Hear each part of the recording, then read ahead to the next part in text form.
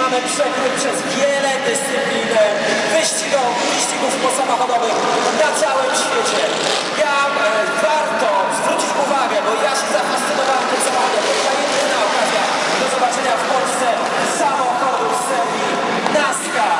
Samochodów, które pędzą normalnie z prędkościami rzędu 360-370 km na godzinę. Ich średnia prędkość podczas wyścigu to 300 km na godzinę. A zwróćcie uwagę, na jakich oponach jeżdżą, na wysokich oponach, to jedyne wyścigi, kiedy możesz spaść na sam koniec i za chwilę znów być pierwszy. A NASCARom na naszym torze towarzyszy przepiękny Salem, również amerykańska konstrukcja, która swój rodowód bierze z wyścigów długodystansowych. Jest także to piękne, choć lecimy już dosyć Porsche 963 w wersji GT2. To jest bardzo, bardzo dobry stosunek do ścigania, bardzo nawraciste auto, bardzo trudne w opanowaniu, mnóstwo mocy, cała masa właściwie leżąca na tylnej osi. No i ten samochód, który umknął mi, o właśnie tutaj jest pędzi SLS AMG GT3, auto, które wygrywa teraz większość wyścigów długodystansowych w Europie i na świecie.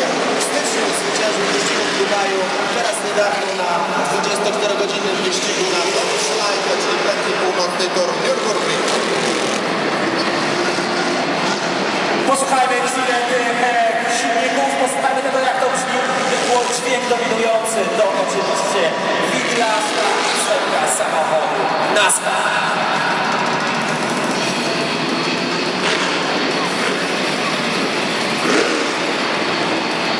Z tego co wiemy, zawodnicy